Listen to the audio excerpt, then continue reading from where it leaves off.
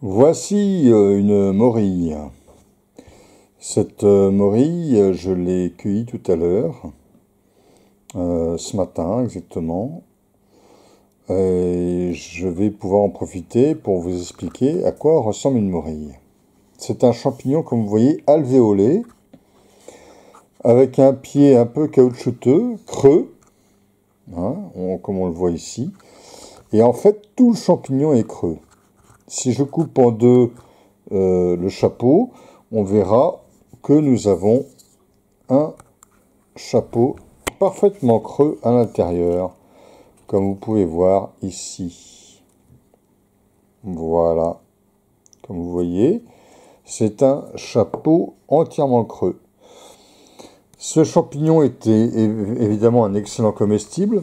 Alors il s'agit, parce qu'il y a plusieurs espèces de morilles, il s'agit de Morchella esculenta, la petite morille, ce qu'on appelle la petite morille noire de printemps, de début de printemps, qui arrive même en fin d'hiver, parfois en plaine. Cette morille, évidemment, est un excellent comestible. On la retrouve souvent sous les frênes, ou les ormes, ou encore les pommiers, les abricotiers.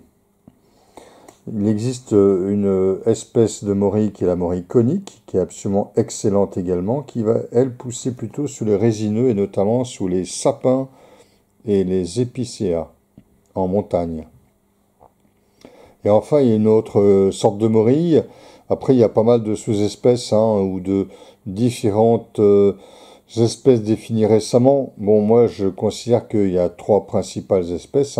Morchella conica, la morille conique, Morchella esculenta, et Morchella rotunda, la morille ronde, qui est une grosse morille qui vient après la petite morille noire, cette petite morille-là que vous voyez ici, qui est quand même de taille assez respectable, quand même, elle peut être plus petite, elle peut être parfois plus grosse aussi. Cette morille-là vient, on va dire, en plaine de mi-mars à mi-avril à peu près. En montagne, elle va venir un peu après, donc plutôt de mi-avril à mi-mai. Et puis après, vous avez la grosse morille ronde, qui est une grosse morille, qui peut avoir un chapeau gros comme le poing, voire deux fois le poing, et même plus encore. Elle peut prendre parfois des dimensions impressionnantes. Cette grosse morille ronde est une morille de couleur jaune ou jaune ocre, de taille vraiment importante, et elle vient plutôt en mai, voire fin mai en montagne. Alors toutes ces morilles, la morille jaune, la grosse morille, donc morille ronde, et la petite morille que nous voyons, ici poussent un peu sous les mêmes biotopes, surtout les frênes, les ormes, et puis les fruitiers, volontiers les fruitiers comme l'abricotier ou les pommiers, ou même parfois les mirabelliers. Ça vient assez bien dessous. À noter que la morille ronde, j'en ai trouvé aussi liée, ça peut paraître bizarre, mais liée au marronnier d'Inde. Voilà.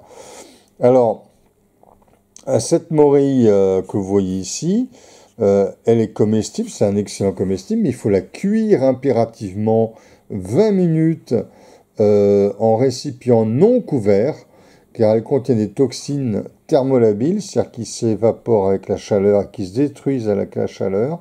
Mais si vous couvrez ce qui va cuire, eh bien, les toxines ne se volatilisent pas et vont rester dans le plat. En revanche, on ne mange pas de morille crue. Jamais. La morille crue est toxique. Elle contient des hémolysines qui font éclater les globules rouges. Donc on cuit la morille impérativement, 20 minutes minimum. Ou sinon on peut la faire sécher car le séchage détruit les toxines de la morille. La morille est un champignon médicinal réputé en Chine pour les problèmes pulmonaires notamment, mais aussi les troubles cérébraux et comme aphrodisiaque. C'est un champignon donc qui a des propriétés médicinales tout à fait intéressantes. protecteur pulmonaire, c'est, on pourrait dire, elle illustre tout à fait la théorie des signatures, puisque c'est un champignon alvéolé, donc à alvéoles, comme les alvéoles pulmonaires. Voilà, tout ce qu'on peut dire de la morille. J'espère que vous en trouverez, hein. C'est un champignon difficile à trouver. J'ai coutume de dire que la morille, on la cherche, les champignons on les trouve, mais la morille on la cherche.